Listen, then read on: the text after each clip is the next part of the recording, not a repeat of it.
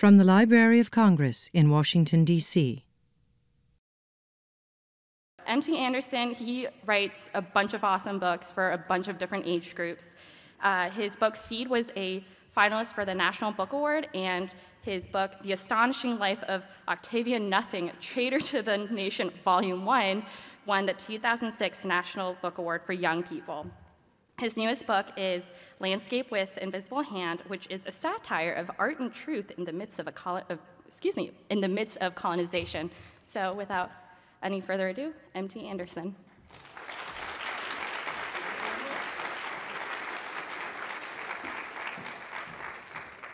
Thanks so much. It's great to be here. Thank you all for coming. My name is M.T. Anderson, and what I'm going to talk about today, in connection with my forthcoming book, which will be out in just a couple of days, Landscape with Invisible Hand, is the American landscape and how the American landscape can be transformed through imagination.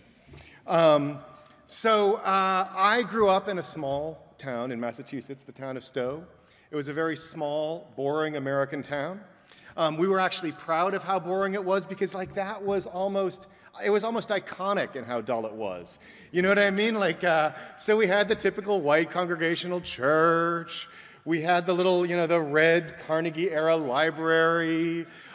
Even the bullies were totally, the bullies who used to beat me up were totally old-fashioned. There was no cyberbullying then. They were doing all the same things they'd done to Puritan kids back in the 16th century, the monkey bite, all that kind of thing. The real classics. So growing up in this town, I loved it there. I loved how dull it was, and yet at the same time, of course, I always dreamed of kind of far-flung, bizarre destinations and adventures all around the world. For example, Conan the Barbarian, who I've based a lot of my adult life on.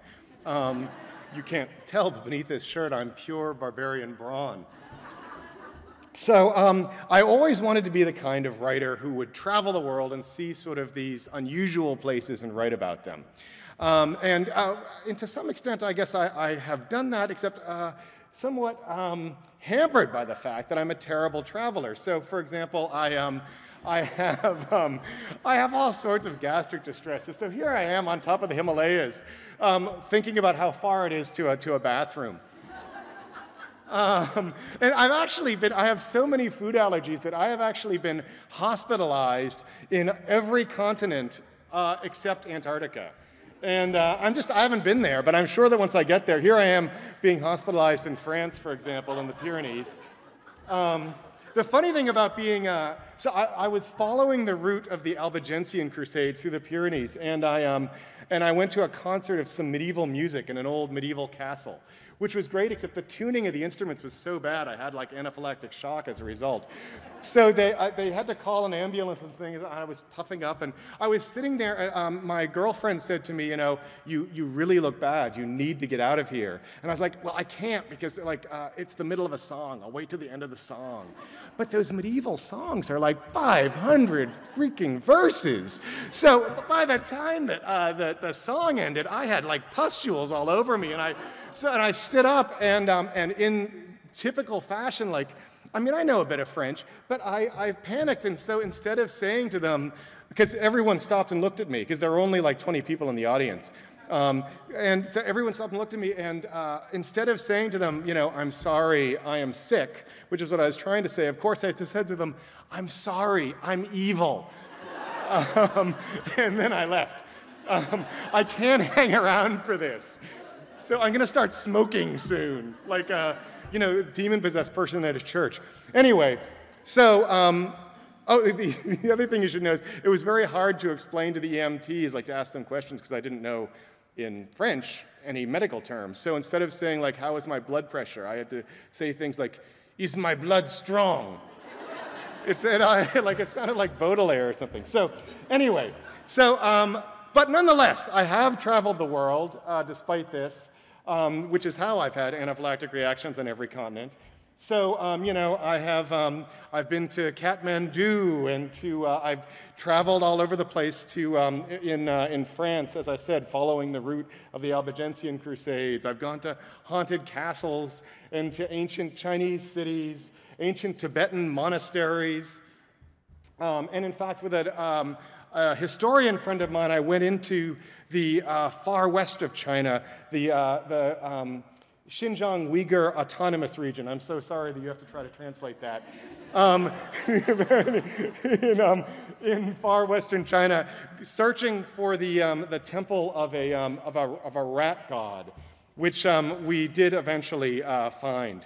And I have been to exorcism ceremonies in Java and all this kind of thing. And yet, the strangest thing out of all these travels was not any of the things that I've talked about, but coming back to my home in Cambridge and then looking at it with new eyes and wondering, for example, why is it that the guy down the street is building a large weaponized mechanical spider?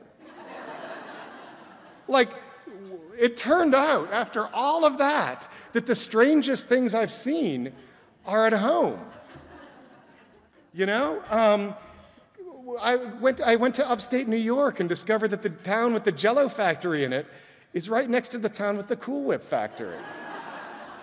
Upstate New York is an incredibly weird place. There were like this town, there were rifts opening up on the ground that smelled like sulfur. And people were just like, oh yeah, it's really bad today. And I was like, the apocalypse is happening, don't you notice? This is what I think is really important, is that we should seek out the stories that are all right around us. America is full of these bizarre stories, and that is where all of you can be looking for your material, for the stories that you want to tell about the places that you live, to celebrate wherever it is you live, your small, boring town. So I eventually wrote a novel for younger kids called Jasper Dash and the Flame Pits of Delaware. And the idea of this book was to actually kind of like take all of the stupid things we say about other countries when we write adventure novels, like, oh, in South America and Africa there are dinosaurs and that kind of thing, all these sort of like fictitious things that we make up about other countries, and instead apply them to a place in America that I knew that myself and almost no one else had ever been to, that is to say, Delaware.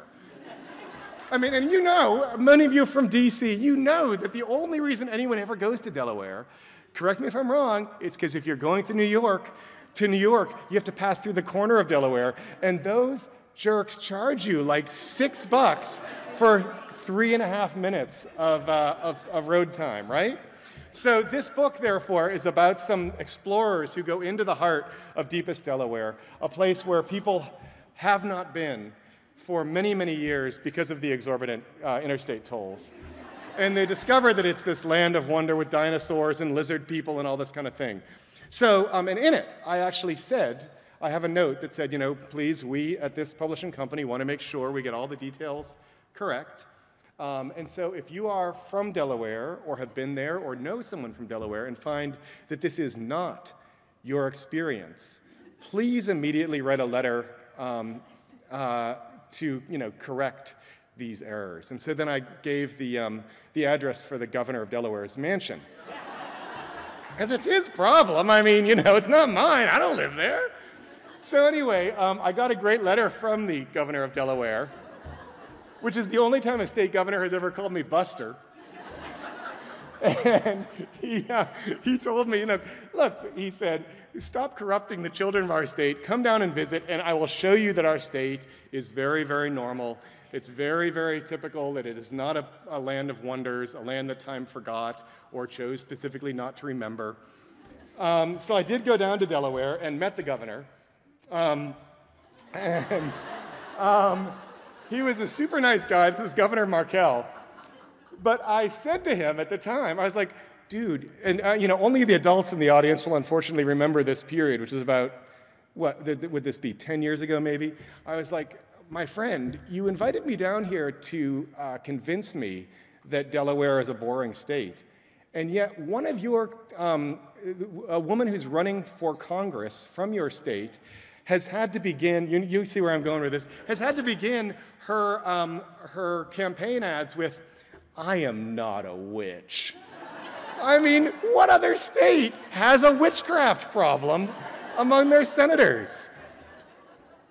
So anyway, and then on the way home from this very meeting, I was driving up Route 1 in Delaware, and And suddenly there are all these helicopters overhead, shining lights everywhere. And it turned out that on the highway that I was driving on, I was the last car to get through because a sniper was in an apartment building shooting at the highway, and they were closing down the highway. So I wrote to him and was like, well, Governor, I guess I've only been shot at a couple times in my life, and one of them was in your state. So as I say, think about all the things that are actually tremendously bizarre in the place that you are. And the way that those stories connect with the history of your town. So for example, in Delaware, I talked to a lot of kids about the stories, the myths they have about their town and their state. And for example, they told me that there was a myth that the DuPont family had a bunch who are from Delaware and have beautifully funded a lot of the stuff in that state. But the DuPont family had these sort of children who had come out deformed as a result of chemical contact, who were all kept in a particular house off in the woods, and people would go to that house for their dates and stuff.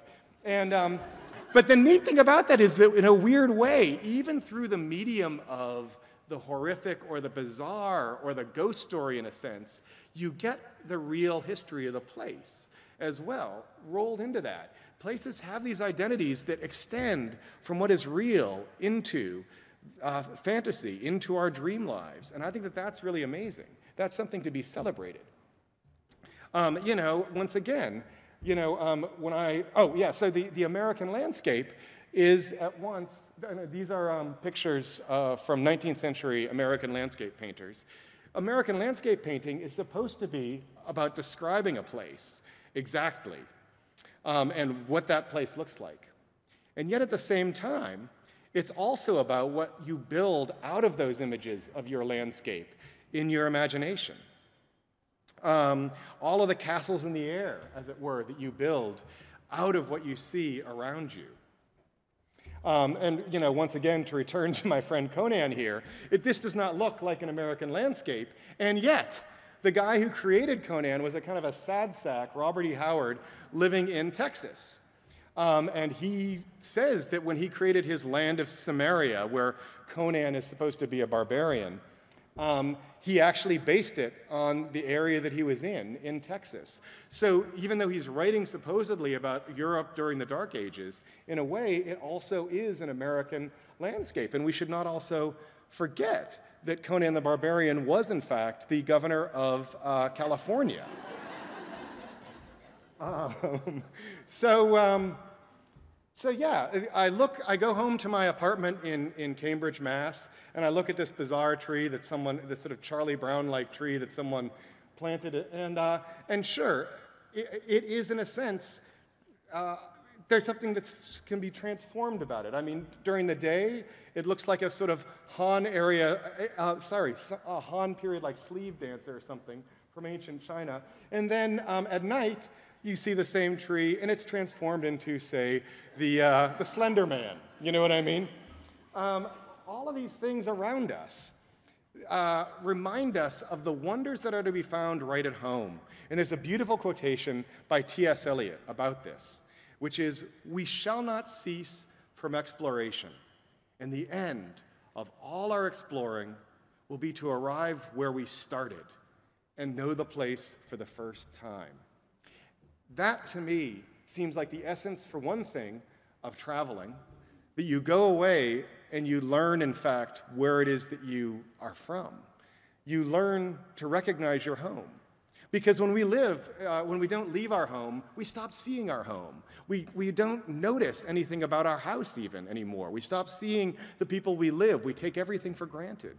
And it's not until you go away to a distant hillside and look back at your town that you can see your town for the first time and realize, oh, that's how it works. That's what it's actually like. And I think that literature does the same thing.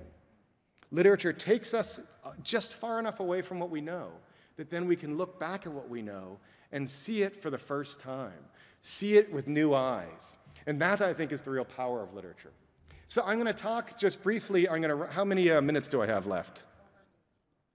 I have 15 minutes left? Over 15 minutes left. Okay, so I'm just going to talk very briefly about the books that, some of the books I've written and how I feel I have tried to transform sort of American places in these books. Landscape with Invisible Hand, which will be out in a few days, is a satirical science fiction novel, for example, about a kid who is a landscape painter trying to paint American landscapes in the wake of an alien colonization of the Earth.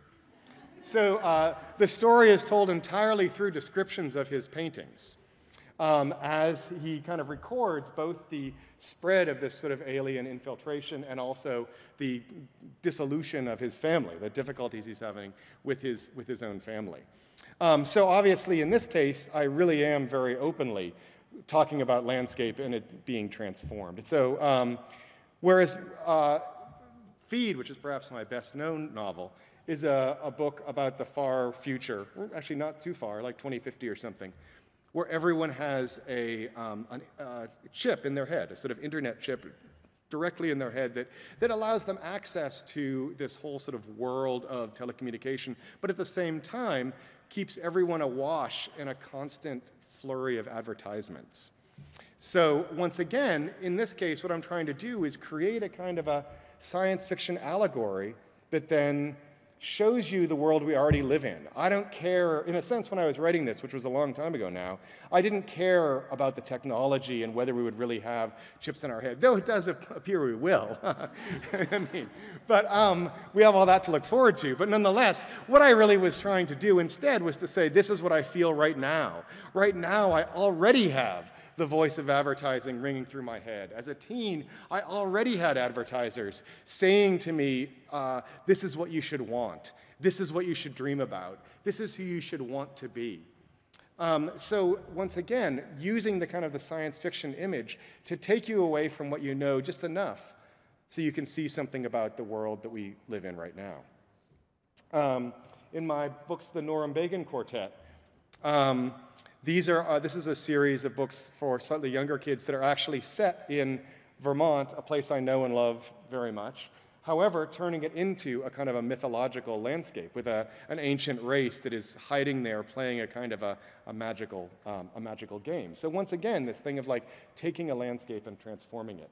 And then finally, my book, The Pox Party, which is, sorry, the full title is The Astonishing Life of Octavian Nothing, Traitor to the Nation, Volume 1, The Pox Party. And The Astonishing Life of Octavian Nothing, Traitor to the Nation, Volume 2, The Kingdom on the Waves. These books are actually set in Boston, another place that I know and love, but in the 18th century. And the idea is that they should seem almost like Gothic fantasy novels or something at first, and because you don't realize what it is you're looking at. And my whole idea was, after you start to recognize, oh, wait a second, this is Boston, this is right before the Revolution. By that time, I want the reader to feel like the history that we know too well, that history of the Revolution, suddenly you can access it again and see it through new eyes. So in each of these cases, my goal is to take something known, a place that we know, a story that we know too well, and transform it enough that we can see that story again. So I just want to say that to all of you who are young writers, or even not young writers, just people who like to tell stories to your friends, don't forget that the strangeness that is all around you, and how to grasp that and realize that the place you live is someplace special. And we need you to tell the stories of that place. We need you to tell us all about where you're from, so that you can take us out of who we are and show us again who, as a nation, who we are and what we can become. So thank you very much, and I'll answer questions if there are any.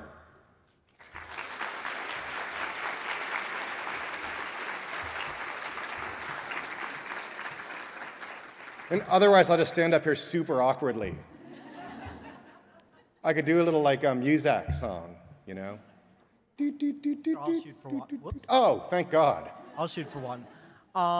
Yes. Given the fact that you work with various settings, various time periods, are you, in your writing, your initial writing, are you more of a pantser or a plotter? Are you a major outliner in your Okay, so for those of you who are not writers, the terms he's using, thank you for the question, pantser and plotter, like, do you do it by the seat of your pants? Like, you don't know where you're heading into, you just start writing the book, or are you a plotter? Are you someone who sets out every single event ahead of time? And I've done both, is the answer.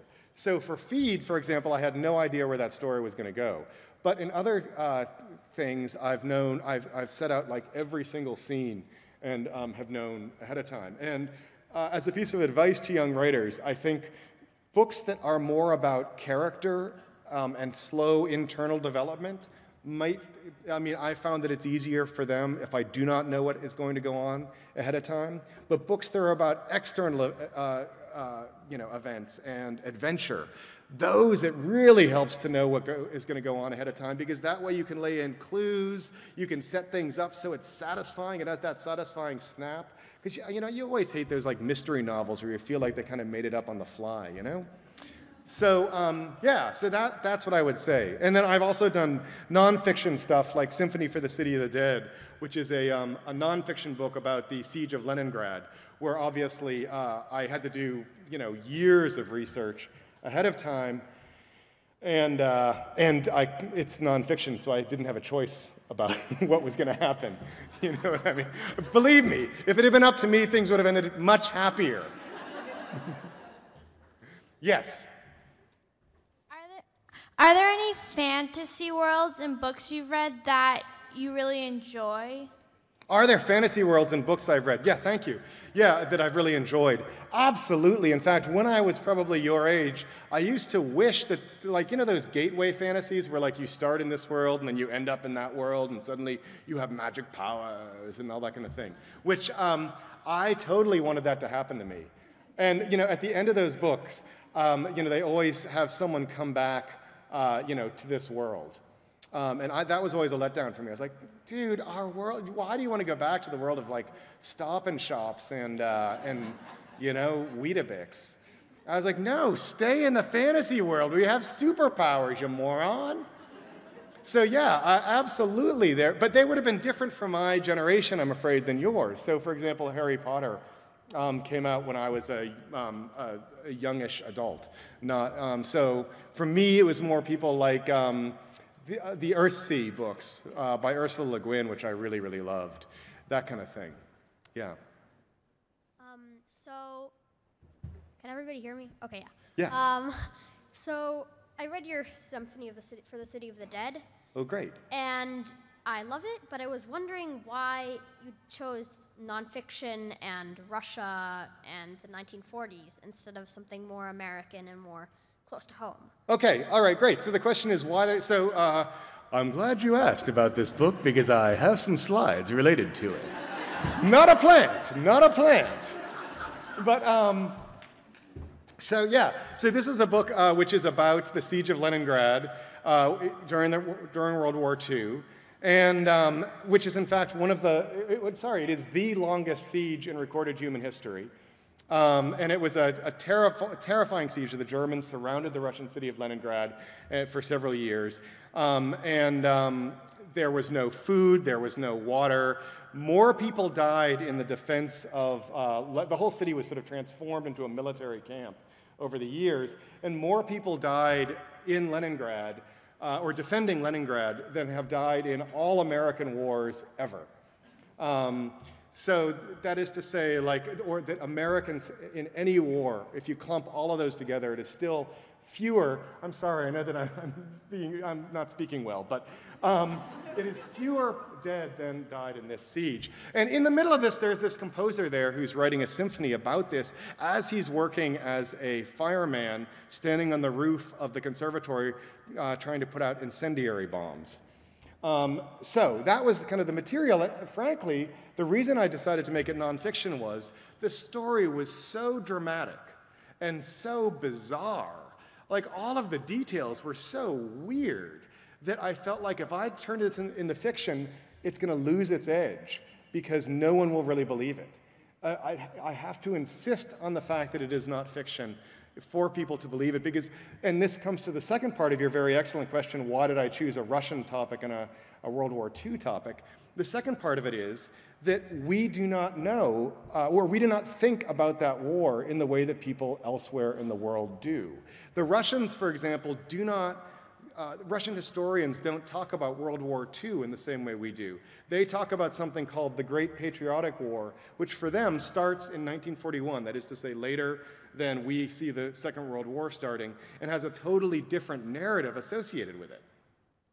So I wanted, once again, to say this is something that we take for granted. We think, oh, the Second World War, we know our stories of heroism that often are connected with our own families' stories of heroism. My family, for example, fought in the Philippines. So I think of it very much in terms of the Pacific theater, or we think in terms of Western Europe or North Africa, where American troops were largely involved. But at the same time, most of the deaths in that war on our side, on the Allied side, were Russian citizens, because more Soviets died in that war than people of all other nations combined. And then the Chinese, who are often forgotten entirely in all of this. So as a result, I was like, no, I want to write about this, which is in fact tremendously important to the way a lot of people around the world see this war, and is still affecting Russian policy today. If you look at the way that Putin and the Russians understand global politics, it's directly tied to their sense of things after that war and of trying to create buffer states and protections for themselves.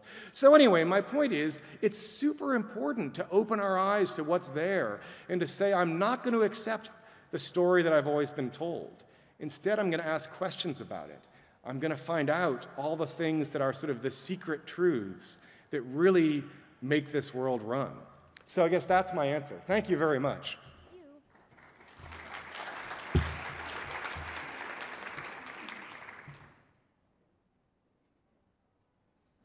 I don't know who's supposed to ask a question next. So whenever you're writing your books, do you write them with these allegories and these symbols in mind, or do they come as a result of you writing them down? I don't know, because to me, it's not always about like allegories and symbols, but just what is it that I am anxious about? What is it that I care about? And that's what comes out in the writing. You know what I mean? So for example, in Feed, I kind of knew in the case of Feed, like, no, there was no question in my mind that this thing with the chip in the head and all that kind of thing, that was, I totally thought of that ahead of time. Like, oh, this is a great way to explore these emotions. It's different in each case, but I think by and large, I'm just writing about what it is that makes me anxious or angry, and trying to understand that anger and that confusion. Yeah. Yes? Do you have a favorite place to write, or favorite music to listen to? A favorite what? Favorite place to write. Oh, okay.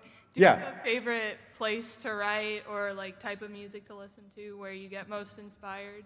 Absolutely. Well, both things are true. So, I have an office in my house, and that's one of the best things about it being a writer, right? I live in New England, and so there is snow all the time. And so I look out the window, and other people have to commute. And I'm like, oh, yeah, I have to commute, too, from my bedroom down the hall. It's a great gig. So, yeah, as far as listening to music while I write, I listen to music very intensely before I write to get myself into the mood for the specific scene that I'm going to do. But I can't listen to music while I'm writing, because otherwise I attribute to my own powers the power of that music. I'm writing away, I'm like, oh man, this is so beautiful, man. Oh, this is genius. And then I read it the next day and it's totally boring. And it's because I was moved by the music, not by my own writing, So I have to be careful of using music itself while I'm writing. Yeah. Thank you. Yeah. Yes. What's the weirdest thing that's ever happened to you? Pardon me?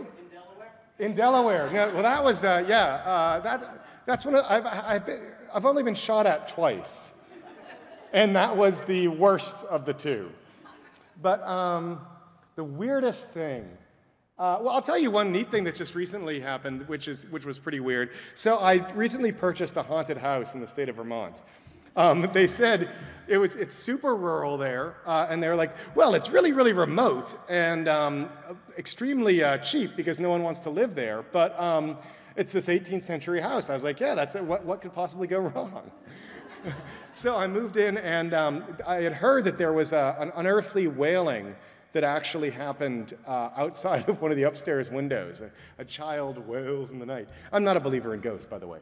So about 4 days after I moved in, I was sitting there typing at around 9:30, and indeed I heard a totally unearthly wailing that sounded totally human.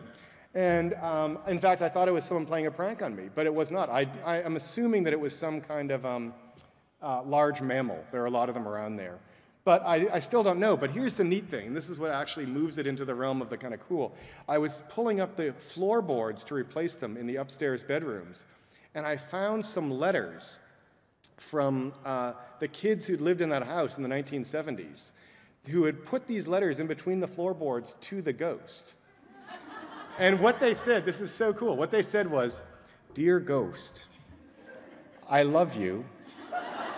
I think you are cute. I hope your mom buys you a corgi so you can ride on it. Do you ice skate?" Which I thought was a great thing to say to a ghost. And what is so beautiful to me as a novelist about that is the fact that that at once the girl writing this wants to comfort the ghost in some way, which I think is very beautiful. And at the same time, what she's doing is comforting herself in a way by creating a ghost who is sweet and can be comforted, if you see what I mean. So it's kind of neat to see that. And also to finish, I guess, in this image of how the legendary or miraculous or mythical transforms the real. Also under those floorboards, I found all of these items that the boy who'd lived in the house in the 70s had dropped in there or whatever. So, you know, like, and the whole history of his childhood was there. So I found the Go Fish cards from when he was 8. I found the baseball cards from when he was 10. I found the Beatles record from when he was 12. And then I found his porn stash when he was 15, which, funnily enough, had actually slid down next to the giant central fireplace and was a total fire hazard. So I was like, you know, they are so lucky this house didn't burst into flame. And in a way, it would be symbolically appropriate to have this old, Puritan house burst into flame as a result of hidden lust. So in this kind of case, you can see that all around us there are stories waiting to be told. And all we have to do is look for them and understand that even the myths about a place really resonate with that place's history and where it actually is, what the place actually feels like. So once again, my challenge to all of you is to find the stories that are around you and to tell them, because all of us want to hear what you have to say. Thank you very much.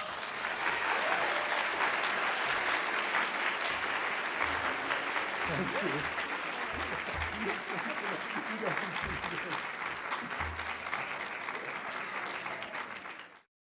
This has been a presentation of the Library of Congress. Visit us at loc.gov.